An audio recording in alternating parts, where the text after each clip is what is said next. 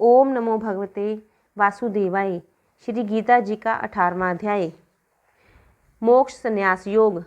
अर्जुन ने पूछा कि हे भगवान, आपने संन्यास और त्याग के विषय में अनेक बार मुझसे कहा है, परंतु इसकी वास्तविकता क्या है?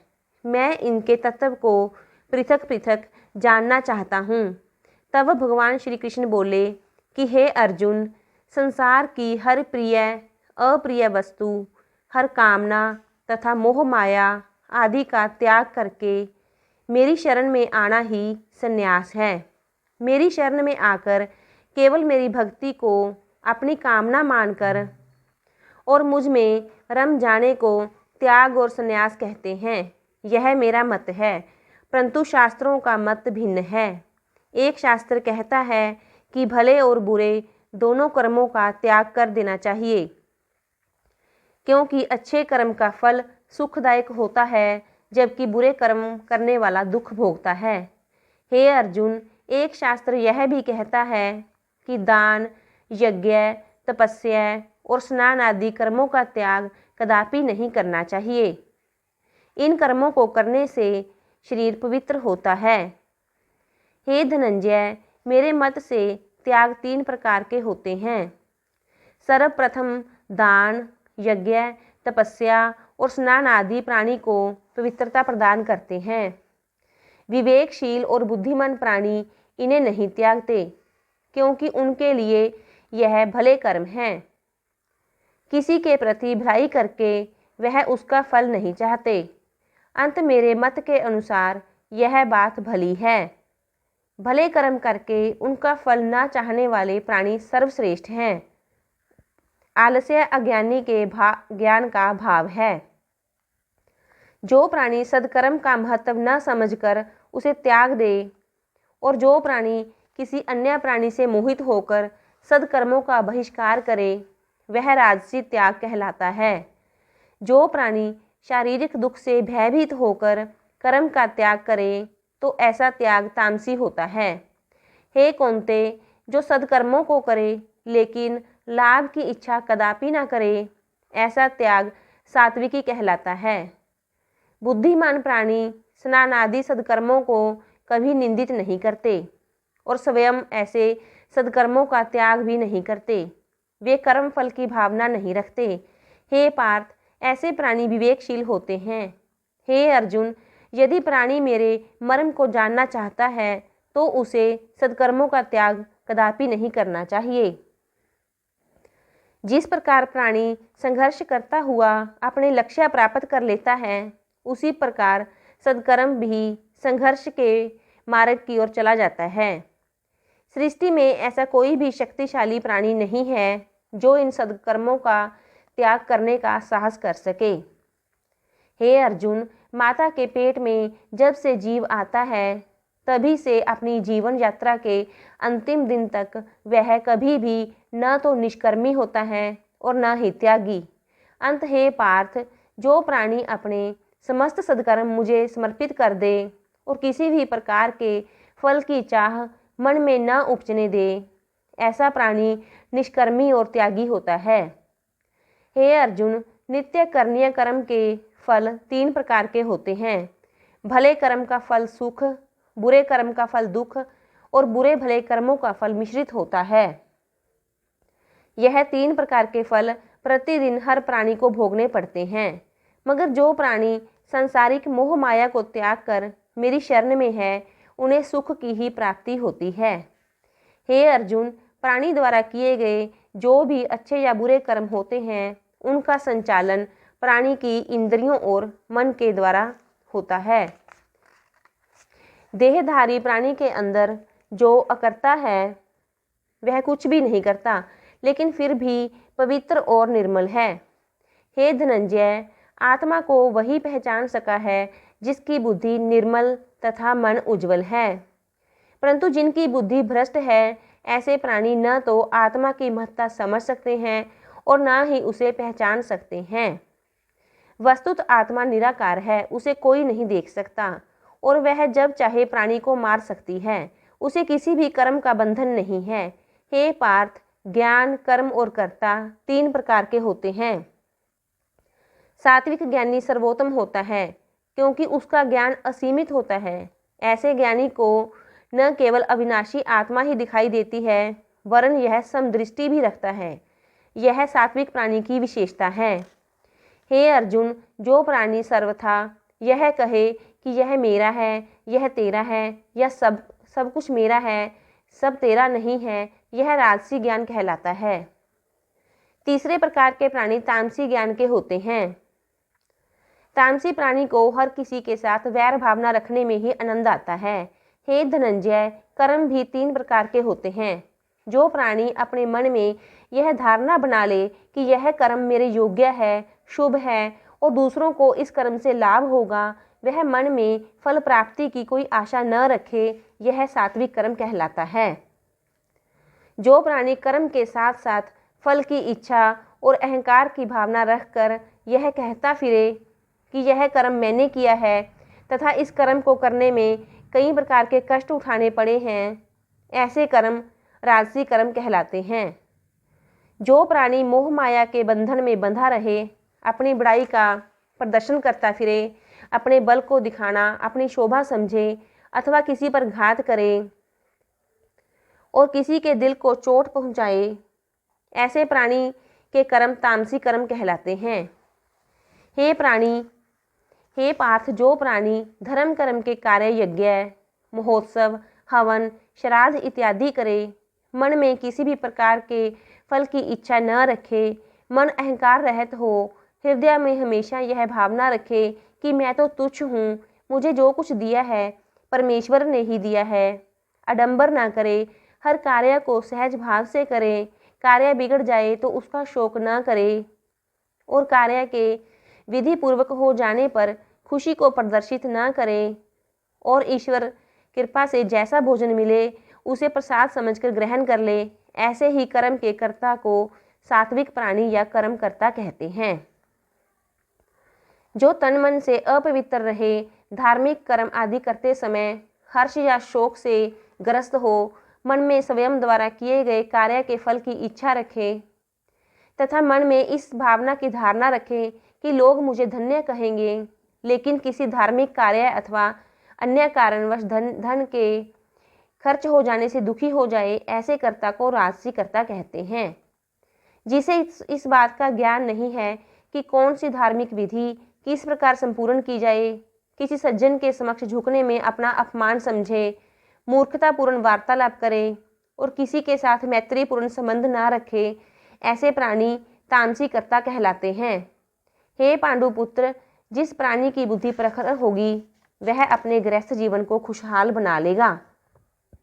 जो प्राणी अच्छे कर्म को अच्छा समझे और बुरे कर्म को बुरा जाने और उसे यह ज्ञान हो कि किस कार्य से मुक्ति प्राप्त होगी और किस कार्य के द्वारा वह बंधनों में बंधता चला जाएगा, जो अपनी बुद्धि और विवेक से इस तत्व को जान जाएगा, वही ज्ञानी और सात्विक बुद्धि वाला होगा।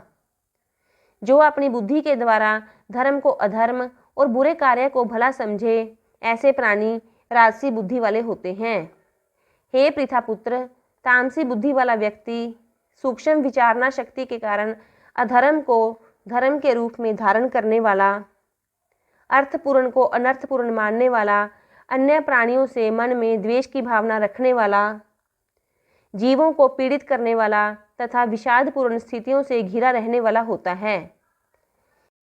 हे धनंजय, जिसका मन निश्चल हो, प्राणी के वशीभूत हो, इंद्रियां वश में हो, वही सात्विक दृढ़ता वाला होता है। जिस प्राणी का मन अपने धर्म में हर प्रकार से दृढ़ रहे, जिस कार्य को करने का मन बना ले, उसे दृढ़ता से पूरा करे। यदि धन कमाने का दृढ़ निश्चय कर लिया तो खूब धन संचय करे तथा किसी कार्य में दृढ़ता अपनाकर और उस पर खरा उतरे, ऐसा प्राणी राजसी दृढ़ता वाला होता है। जो हर समय निद्रा मग्न होते हैं, निद्रा ही जिनका भूत भविष्य और वर्तमान है, जो हर समय चिंता मग्न रहते हैं तथा हर प्राणी के साथ कलह करते हैं, ऐसे प्राणियों को तामसी दृढ़ता वाला जानो। हे भरतवंश, जब प्राणी संसारिक वस्तुओं के प्रति आसक्ति का त्याग करके मन, प्राण व इंद्रियों के द्वारा भागवत चिंतन करता है, उस समय उसकी आस्था सात्विक कहलाती है। जब प्राणी की आस्था धर्म, अर्थ तथा काम में होती है तब वह आस्था राजसी कहलाती है। जब प्राणी की आस्था का झुकाव दुष्ट प्रवृत्तियों की ओर होता है तब वह भ्रष्ट और तामसी आस्था कहलाती है। इस आस्था और अवस्था में प्राणी भयग्रस्त, चिंतित और विक्षिप्तों जैसा कष्ट भोगने वाला हो जाता है। हे अर्जुन, ऐसा सुख जिसमें प्राणी भगवत भजन, भगवत दर्शन तथा पूजा अर्चना नियमानुसार करता है और जिसके प्रभाव से उसके अनिष्टों का नाश होता है, उसे सात्विक सुख कहते हैं। प्राणी सांसारिक विषयों का इंद्रियों द्वारा भोग करता है। इस भोग की अवस्था के शुरू में प्राणी को अपार सुख मिलता है। यह सुख उसे स्वर्ग भोगने के समान लगता है, परंतु धीरे धीरे यही सुख उसके लिए नरक के समान प्रतीत हो जाता है। यह सुखदायक साधन वृद्धावस्था में दुखदायक हो जाते हैं। अंत इस सुख को राजसी सुख कहते हैं। हे अर्जुन, बेसुध निद्रा में आलस्य, असावधानी, प्रभु की ओर से विमुखता तथा हर प्राणी को शंका में दृष्टि से देखना तामसी सुख कहलाता है। हे अर्जुन, स्वर्ग से लेकर पृथ्वी, पाताल और नागलोक आदि सभी लोक माया से उपजे हैं। इसलिए ये सत्व, रज, तम आदि माया के गुणों से आबद्ध रहते हैं। इन लोकों में रहने वाले प्राणी भी तीनों गुणों से युक्त होते हैं। इसलिए हे भरतवंशी अर्जुन, ब्राह्मण, क्षत्रिय, वैश्य व शूद्र पूर्व जन्मों के कर्म संस्कारों के कारण ही अलग अलग योनियों में जन्म लेते हैं। प्रत्येक वर्ण के गुण उनके संस्कारों के अनुसार होते हैं और उनका स्वभाव भी पूर्व जन्म के अनुसार होता है। हे पार्थ, तप करना, इंद्रियों को वश में रखना, पवित्रता के साथ रहना, भजन करना, हृदय में कोमलता एवं क्षमा भावना रखना और गोविंद में तत्व बुद्धि से परमेश्वर को जानना आदि ब्राह्मण के स्वाभाविक धर्म हैं। तेजस्वी होना, शूरवीर, युद्ध में पीठ न दिखाना, बुद्धिमान, दानी और परमेश्वर में श्रद्धा होना क्षत्रियों के स्वाभाविक लक्षण कहे गए हैं। वैश्य के स्वाभाविक लक्षण हैं व्यापार करना, खेती करना, गौं का पालन करना तथा लेन देन के व्यापार में छल कपट आदि का व्यवहार न करना। शूद्र इन तीन वर्णों की सेवा करने के लिए पैदा होता है। जो मिल जाए उसी में संतोष करना शूद्र का स्वाभाविक धर्म माना गया है।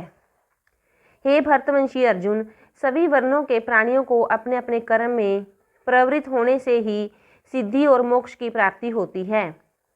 प्राणी के जन्म के उपरांत ही उसमें संस्कार पड़ते हैं। अंत प्राणी के कर्म संस्कार ही वर्तमान जीवन में उसके साथ रहते हैं, जिनका प्रभाव उस पर पड़ता है। हे अर्जुन, इस प्रकार मैंने ये चारों वर्णों के स्वाभाविक धर्म कहे हैं। हे कौन्तेय, सृष्टि में जितने भी प्राणी हैं उन सब की उत्पत्ति परम पुरुष द्वारा हुई है। जिस प्रकार समूचे वातावरण में हवा व्यापक है, उसी प्रकार सत्य, आनंद प्रदाता परम पिता परमेश्वर भी सारी सृष्टि में व्यापक रहता है। ऐसे सर्वव्यापक परमात्मा को कर्म पूजा द्वारा पूज कर प्राणी मुक्ति प्राप्त करता है। हे अर्जुन, दूसरे का धर्म कितना भी श्रेष्ठ क्यों ना हो और अपना धर्म कितना भी हीन क्यों ना हो, तब भी अपना धर्म दूसरे के धर्म से श्रेष्ठ होता है। इसलिए अपने धर्म को कभी नहीं त्यागना चाहिए, भले ही वह दोषपूर्ण क्यों ना हो। हे अर्जुन, जिस प्राणी की बुद्धि पवित्र है, जिसे एकांतवास प्रिय है, जो अल्पभोगी है, मन, वाणी और देह सदैव जिसके वश में है, जो अल्प आहारी है, जो सदैव परम तत्व के स्मरण में रत रहता है, जिसका मन चलायमान नहीं होता, जो राग द्वेषों को नष्ट करके अहंकार, बल, काम, क्रोध और संग्रह को त्याग कर ममता रहित एवं शांत अंतकरण हो जाता है, वही सच्चिदानंद घन ब्रह्मा में एक ही भाव होने से न तो किसी वस्तु के लिए शोक करता है और न ही किसी वस्तु की आकांक्षा करता है, क्योंकि किसी वस्तु की प्राप्ति का भाव उसके मन में कभी उत्पन्न नहीं होता। ऐसा प्राणी सृष्टि में विचरने वाले सभी जीवों के प्रति समबुद्धि होता है। हे कौन्तेय, जो प्राणी समदर्शी एवं समबुद्धि वाला होता है, वह मेरी परम भक्ति के प्रति निष्ठा प्राप्त करने में सक्षम होता है। इसलिए हे अर्जुन, जिस प्राणी को मेरी परम भक्ति प्राप्त हो जाती है, वह मेरे कर्मों को भली भांति जान लेता है। जो मेरे कर्मों को जान जाता है, वह मेरे स्वरूप को सृष्टि के हर जीव में देखता है। ऐसे प्राणी की दृष्टि में समूची सृष्टि करुणामयी हो जाती है। ऐसे प्राणी की दृष्टि में समूची सृष्टि कृष्णमय हो जाती है। अंततः वह मुझ परमानंद स्वरूप में लीन हो जाता है। ऐसी ही स्थिति को मोक्ष कहते हैं, जिसे प्राप्त करना आसान नहीं है। इसलिए हे कुंती नंदन, तू जो भी अच्छा तथा बुरा कर्म करे उसे निर्मल मन के साथ मुझे अर्पित कर दे। मेरे प्रति सदैव निष्ठा और मेरा स्मरण करते हुए कर्म कर, तब तेरा मन निरंतर कर्म करते हुए मुझ में ही समाया रहेगा। तू भी मेरी कृपा का अधिकारी बनेगा और जन्म मरण आदि दुखों से मुक्त हो जाएगा। यदि तू अहंकार की भावना में लिप्त होकर मेरे मुख से निकले वचनों को अपने रोम रोम में नहीं समाएगा तो तू अपने परम ध्येय से भटक जाएगा। यदि तू यह सोचता है कि युद्ध करना तुझे शोभा नहीं देता तो तेरी यह सोच निरार्थक है। तू क्षत्रिय है, इसलिए युद्ध करना तेरा स्वभाव है और तेरा यह स्वभाव ही तुझे युद्ध के लिए प्रेरित करेगा। हे पार्थ, तू मोह, माया, अहम, प्रतिष्ठा एवं संकोच आदि का त्याग करके परमात्मा की शरण में जा। वही सर्वोत्तम स्थल है। अपने जीवन का अंतिम लक्ष्य ईश्वर को ही मानकर प्रेम पूर्वक उसके नाम, प्रभाव, स्वरूप का ध्यान तथा गुणगान कर। इस प्रकार तू निष्काम भाव से उस ईश्वर के प्रति अपने आप को समर्पित कर दे। हे अर्जुन, ऐसा करने से तुझे परम पिता परमेश्वर की कृपा से पर ब्रह्म पद की प्राप्ति होगी।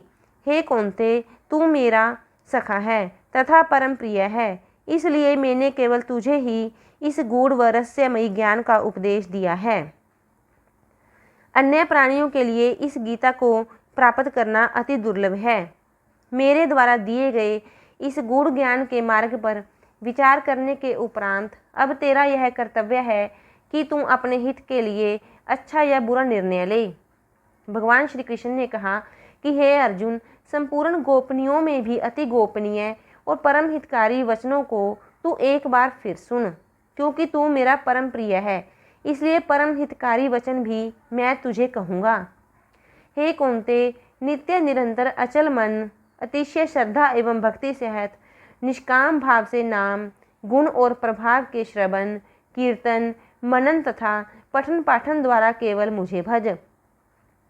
तू मन, वाणी और शरीर के द्वारा सर्वस्व मुझे अर्पण करके श्रद्धा, भक्ति एवं प्रेम से सर्वशक्तिमान, विभूति, बल, ऐश्वर्य, माधुर्य, गंभीरता, उदारता, वात्सल्य और सुहृदता आदि गुणों से संपन्न सबके आश्रय रूप वासुदेव को विनय भाव पूर्वक एवं भक्ति सहित साष्टांग दंडवत प्रणाम कर। ऐसा करने से तू मुझे ही प्राप्त होगा। यह मैं तेरे लिए सत्य प्रतिज्ञा करता हूँ कि तू मेरा प्रिय सखा है। इसलिए हे अर्जुन, तू कर्म रूप सभी धर्मों का परित्याग करके मेरी शरण ग्रहण कर। हे सखा, जब तू मेरे प्रति एकनिष्ठ होकर मेरी ही शरण ग्रहण करेगा तो मैं तुझे सभी प्रकार के पापों से मुक्त कर दूंगा। तू किसी भी प्रकार का शोक मत कर। हे धनंजय, गीता का यह अति रहस्यमय एवं गूढ़ ज्ञान मैंने तेरे हित को ध्यान में रखते हुए केवल तुझे ही दिया है। गीता रूप परम रहस्य को कभी भी किसी ऐसे प्राणी को नहीं बताना चाहिए जो जप, तप और भक्ति न करता हो तथा शास्त्रों, वेदों, ईश्वर एवं वृद्ध प्राणियों के प्रति श्रद्धा भाव न रखता हो। जो प्राणी भक्तिहीन हो, जिसकी किसी भी ज्ञान में रुचि न हो, जो इस गूढ़ ज्ञान की निंदा करता हो और जिसके लिए यह ज्ञान शून्य के समान हो, ऐसे प्राणी को यह ज्ञान कदापि नहीं देना चाहिए। मगर जो प्राणी भक्त वत्सल हो, ज्ञानियों और वृद्धजनों का सम्मान करता हो तथा ईश्वर में विश्वास रखता हो, उसे गीता का ज्ञान अवश्य और प्रसन्नतापूर्वक देना चाहिए। क्योंकि जो प्राणी मुझ में निष्ठा रखते हुए अति गोपनीय गीता के इस ज्ञान को मेरे भक्तों में बांटता है, वह मुझे ही प्राप्त होता है, इसमें कोई संदेह नहीं है। इससे बढ़कर मेरा अतिशय कार्य करने वाला न तो प्राणियों में कोई है और न ही इस अत्यंत प्रिय पृथ्वी पर होगा। इसलिए हे अर्जुन, जो प्राणी हम दोनों के मध्य हुए इस धर्म में संवाद रूप गीता शास्त्र को पड़ेगा वह पापों से मुक्ति पाकर श्रेष्ठ लोकों को प्राप्त होगा। इस प्रकार गीता का महात्म्य कहकर भगवान श्री कृष्ण ने अर्जुन से प्रश्न किया कि हे भरतवंशी अर्जुन, मैंने जो कुछ भी तुझसे कहा क्या तूने उसे शांत चित्त से सुना? जो मोह तेरे मन में उपजा था क्या वह नष्ट हुआ? तब अर्जुन भाव विभोर होकर बोला, हे अच्युत, आपकी कृपा से मेरा मोह अब नष्ट हो चुका है। हे कृपा निधान, अब मेरे सभी संशय समाप्त हो चुके हैं और मेरा मन स्थिर हो गया है। अब आप मुझे जो भी आज्ञा देंगे मैं उसका अवश्य पालन करूँगा। यह वचन कहकर अर्जुन बार बार भगवान श्री कृष्ण के समक्ष नतमस्तक होने लगा। भगवान श्री कृष्ण ने कहा कि हे अर्जुन, मेरी आज्ञा अनुसार तू क्षत्रिय धर्म का पालन कर, यह मेरी तेरे लिए आज्ञा है। श्री कृष्ण के ऐसा कहने पर अर्जुन ने गांडीव उठा लिया और शीश झुकाकर उनकी आज्ञा का पालन करने के लिए तैयार हो गया। उसके उपरांत धृतराष्ट्र से संजय बोला कि हे राजन, भगवान श्री कृष्ण एवं अर्जुन के बीच हुए रोमांचित संवादों को सुनकर मैं धन्य हो गया। मैं महर्षि वेद व्यास जी का भी कृतज्ञ हूँ, जिनकी असीम कृपा द्वारा मुझे दिव्य दृष्टि की प्राप्ति हुई। इसके बल पर मैं उस गूढ़ और महान ज्ञान को साक्षात भगवान श्री कृष्ण के मुखारविंद से सुनने में सक्षम हुआ। इसलिए हे राजन, मैं भगवान श्री कृष्ण और अर्जुन के इस रहस्यमय, कल्याणकारी और चमत्कारिक संवादों को बार बार स्मरण करके हर्षित होता हूँ। हे राजन, भगवान श्री कृष्ण ने अर्जुन को जैसा विशाल और चतुर्भुज रूप दिखाया था, उसे बारंबार स्मरण करके मुझे आश्चर्य और हर्ष हो रहा है। हे राजन, जहाँ श्री कृष्ण के रूप में साक्षात नारायण उपस्थित हैं और गांडीव धनुषधारी अर्जुन हैं, वहीं पर विजयश्री, विभूति और अचल नीति है। 18वें अध्याय का महात्म्य। भगवान विष्णु ने कहा कि हे लक्ष्मी, गीता के 18वें अध्याय का नित्य पाठ करने से 100 अश्वमेध यज्ञों के समान फल मिलता है। एक बार देवलोक में सुमेरु पर्वत पर देवराज इंद्र अपने सिंहासन पर विराजमान होकर अप्सराओं के नृत्य से आनंदित हो रहे थे। सभी और आनंद व्यापक था। तभी एक तेजस्वी चतुर्भुज रूपधारी प्राणी के साथ 4 पार्षद सभा में आए और इंद्र से बोले कि तू उठ और इसे बैठने दे। उनके यह वचन सुनकर इंद्र ने उसे प्रणाम किया और आसन छोड़कर खड़े हो गए। वह तेजस्वी चतुर्भुज रूपधारी प्राणी इंद्र के सिंहासन पर विराजमान हो गया। राजा इंद्र काफी विस्मित और आश्चर्यचकित थे। उन्होंने अपने गुरु बृहस्पति से प्रश्न किया कि हे गुरुवर, तुम तो अंतर्यामी हो, इसने ऐसा कौन सा पुण्य किया है जो इसे इंद्रासन पर बैठने का अधिकार प्राप्त हुआ है? बृहस्पति ने कहा कि इसका उत्तर तो तुम्हें भगवान नारायण ही दे सकते हैं। यह वचन सुनकर देवराज इंद्र, बृहस्पति आदि अन्य देवगणों के साथ भगवान श्री नारायण के पास पहुँचे। सभी ने साष्टांग दंडवत किया। देवराज इंद्र विनम्र स्वर में बोले कि हे भक्त वत्सल, आपके 4 पार्षदों ने एक चतुर्भुज तेजस्वी स्वरूप वाले प्राणी को लाकर इंद्रासन पर बिठा दिया है। हम नहीं जानते कि उसने ऐसा कौन सा पुण्य किया है जो उसे इंद्रासन पर बैठने का अधिकार मिल गया। इंद्र के यह वचन सुनकर भगवान नारायण ने कहा कि हे देवराज, तुम अपने राज सिंहासन पर जाकर बैठ जाओ। अब उस चतुर्भुज रूपधारी के बारे में सुनो। उसने बहुत बड़ा पुण्य किया है। वह नित्य स्नान आदि से निवृत्त होकर गीता के 18वें अध्याय का पाठ करता रहा है। उसके मन में भोगों के प्रति तृष्णा थी। जब उसने अपना शरीर त्यागा था, तब मेरी ही आज्ञा से मेरे पार्षदों ने उसे तुम्हारे सिंहासन पर बिठा दिया था, ताकि वह कुछ समय तक इंद्रलोक को भोग सके। जब उसका मनोरथ पूर्ण हो जाए तो उसे मोक्ष प्रदान कर दो। तुम जाकर भोगों की सामग्री इकट्ठी करो और इंद्रलोक का सुख भोगो। कुछ समय तक इंद्रलोक का सुख भोगकर भगवान की कृपा के प्रभाववश वह वैकुंठ लोक को प्रस्थान कर जाएगा। भगवान विष्णु ने कहा कि हे देवी, यह गीता के 18वें अध्याय का महात्म्य था जो अभी तुमने श्रवण किया। ओम नमो भगवते वासुदेवाय। शिव शंकर भगवान की जय। श्री राधे कृष्ण भगवान की जय। गीता मैया की जय।